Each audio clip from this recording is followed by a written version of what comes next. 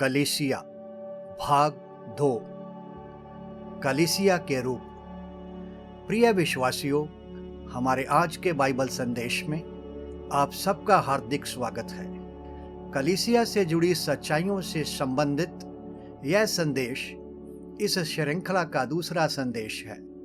पहले संदेश में हमने जाना कि कलीसिया वास्तव में क्या है और हमने यह भी देखा कि यह क्या नहीं है। आज का संदेश कलीसिया के रूपों पर आधारित है।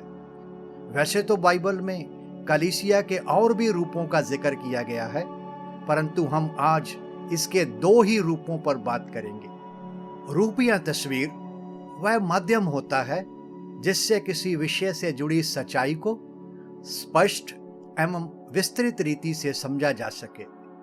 वचन में अंकित कलीसिया का पहला रूप है परमेश्वर का घर और दूसरा है मसीह की देह। परमेश्वर का घर। पुराने नियम में परमेश्वर का घर एक इमारत था जो पत्थर, लकड़ी इत्यादि वस्तुओं से बना हुआ था, जिसे एक समय में राजा सुलेमान के द्वारा बनवाया गया।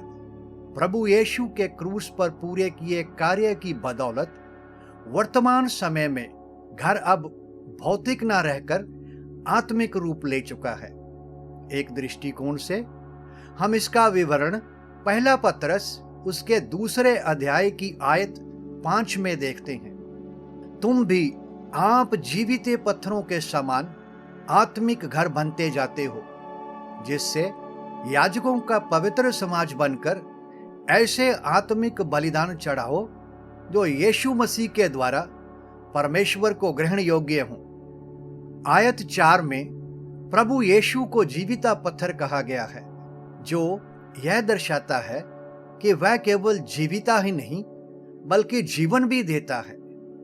वचन में मनुष्य को मिट्टी का कहकर पुकारा गया है, परंतु जब यही मनुष्य प्रभु यीशु पर और क्रूस पर उसके पूरे किए कार्य पर विश्वास करता है, उसे जीवनदाता प्रभु यीशु से नया जीवन मिलता है। मिट्टी का कहा जाने वाला मनुष्य इस नए जीवन की वजह से जीविता पत्थर बन जाता है। यही है प्रभु जी का अद्भुत कार्य। जब ये जीवित पत्थर प्रभु यीशु को आधार बनाकर जुड़ते हैं तो आत्मिक घर बनता है।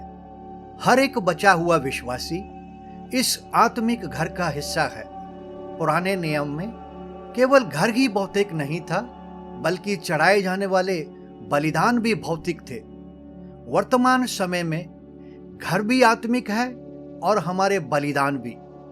इब्रानियों 13:15 में लिखा है, हम उसके द्वारा अर्थात प्रभु यीशु के द्वारा स्तुति रूपी बलिदान अर्थात उन होंठों का फल जो उसके नाम का अंगीकार करते हैं, परमेश्वर को सर्वदा चढ़ाया करें। पुराने नियम में याजकों की एक खास जमात थी जो बलिदान चढ़ाती थी, परंतु वर्तमान समय में सब विश्वासियों को याजकों का पवित्र समाज कहकर संबोधित किया गया है। लेकिन दुख की बात यह है कि ईसाई जगत में भी ऐसे लोगों की जमात खड़ी हो गई है जो अपने आप को दूसरे विश्वासियों से उत्तम एवं अलग से स्थापित कर चुकी है। यह जमात अपने आप को पादरी, फादर इत्यादि नामों से अंकित करती है।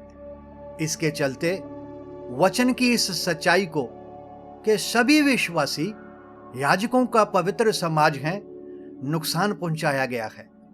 क्योंकि यह परमेश्वर का घर है, इस रीति से सब कुछ उसकी इच्छा के अनुसार होना चाहिए।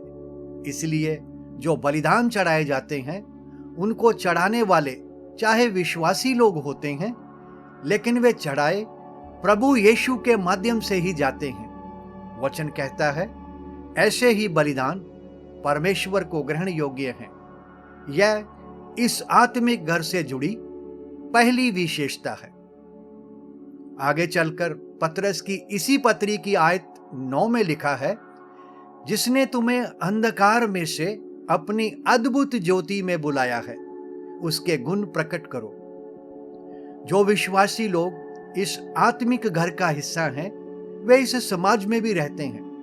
हम सब के लिए यह जिम्मेदारी बनती है कि हम अपने जीवन के द्वारा परमेश्वर के गुण प्रकट करें। घर के रखरखाव से पता चलता है कि घर में रहने वाला कैसा है। हम परमेश्वर का घर हैं, तो यह बात बिल्कुल स्पष्ट है कि हमारी जीवन शैली से हमारे इर्द गिर्द के लोगों को पता चलेगा कि सच्चे परमेश्वर का चरित्र कैसा है। यह इस घर से जुड़ी दूसरी विशेषता है। सारांश में, हम एक तरफ परमेश्वर को बलिदान चढ़ाते हैं और दूसरी ओर अपने जीवन के द्वारा उसके गुणों को प्रकट करते हैं। कलीसिया का दूसरा रूप है मसीह की देह। इसका निर्माण। इस विषय पर आगे बढ़ने से पहले हमें इस बात को ध्यान में रखना होगा कि हम उस देह की बात नहीं कर रहे जो प्रभु यीशु ने मानव रूप लेने के लिए धारण की, बल्कि कलीसिया के एक रूप की बात कर रहे हैं जिसका सिर मसीह है। इस देह का निर्माण पिन्तेकुस्त के दिन पवित्र आत्मा के बपतिस्मे के द्वारा हुआ। उसके पश्चात जितनों ने प्रभु यीशु पर अपने उद्धारकर्ता के रूप में विश्वास किया, उन्हें पवित्र आत्मा ने अपने दिव्य कार्य के द्वारा नीचे मसीह की देह के अंगों के रूप में देह से जोड़ दिया और ऊपर इस देह के सिर के साथ अर्थात मसीह से जोड़ दिया। इस रीति से पिन्तेकुस्त से लेकर मेगारोहण तक उद्धार पाया हुआ हर एक विश्वासी इस देह में इसके एक अंग के रूप में शामिल है। इसका काम। देह एक रीति से एक व्यक्ति का प्रकटीकरण है। इसी तरह मसीह की देह का पहला काम मसीह का प्रकटीकरण है। एक स्थानीय मंडली की जीवन शैली ऐसी हो कि उसके द्वारा मसीह का इजहार हो।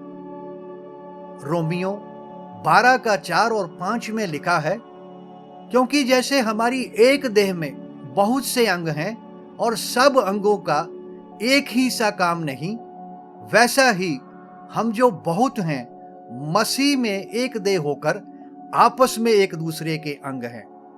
इस वचन के अनुसार देह का दूसरा महत्वपूर्ण काम है सब अंगों का आपस में मिलकर सुचारू रूप से अपना अपना कार्य करना कि देह उन्नति करे। जैसे हमारे शरीर में भिन्न भिन्न प्रकार के अंग हैं और सबका अपना अपना काम है, वैसे ही मसीह की देह में है। हमारे शरीर का एक अंग शरीर के बाकी सारे अंगों का काम नहीं कर सकता, क्योंकि बाइबल कहती है देह तो एक अंग का नहीं पर अनेक अंगों का समूह है। कलीसिया के लिए परमेश्वर की भी यही मंशा है कि एक ही जन सब कुछ न करे, जबकि ईसाई जगत में कलीसियाओं के अंदर एक व्यक्ति विशेष ही सब कुछ करता है। जैसे शरीर का कोई भी अंग बिना काम का नहीं, उसी तरह मसीह की देह में शामिल हर एक विश्वासी के पास परमेश्वर के द्वारा दिया कोई न कोई वरदान अवश्य है। वर्तमान समय में ज्यादातर मसीही लोगों का एकत्रित होने का तरीका ही वचन के अनुसार नहीं है, जिसके परिणाम स्वरूप बहुत से विश्वासी अपना योगदान दे ही नहीं पाते। प्रचलित परंपराओं के अनुसार कलीसिया में ठहराया या चुना हुआ व्यक्ति विशेष सारी सभा का शुरू से अंत तक संचालन करता है। यह सीधे सीधे मसीह यीशु अर्थात कलीसिया के सिर को किनारे कर मनुष्य के द्वारा उसका बनता स्थान हड़प लेना है। जब विश्वासी लोग मसीह की देह के अंगों के रूप में एकत्रित होते हैं, तो प्रभु यीशु मसीह अपने वादे के मुताबिक वहां होता है। कलीसिया का सिर होने के नाते वह मंडली का मार्गदर्शन करता है और अपने वचन में प्रकट सच्चाई के अनुसार जिस अंग को इस्तेमाल करना चाहता है उसे इस्तेमाल करता है। इसकी विशेषता। आखिर में मसीह की देह की मुख्य विशेषता के विषय में बाइबल कहती है एक ही देह है। वास्तविक रूप में इस सच्चाई का प्रकटीकरण प्रभु भोज के समय एक ही रोटी के द्वारा किया जाता है। मनुष्य ने अपनी समझ और सुविधा के अनुसार मसीहत में बहुत कुछ शामिल कर दिया है, जिसने बाइबल की इन महान सच्चाइयों को पीछे धकेल दिया है। बाहरी रूप से मसीहत बहुत हिस्सों में बढ़ चुकी है। ईसाई जगत की ऐसी हालत होते हुए भी यह आज भी संभव है कि परमेश्वर के वचन के अनुसार एकत्रित हुआ जाए।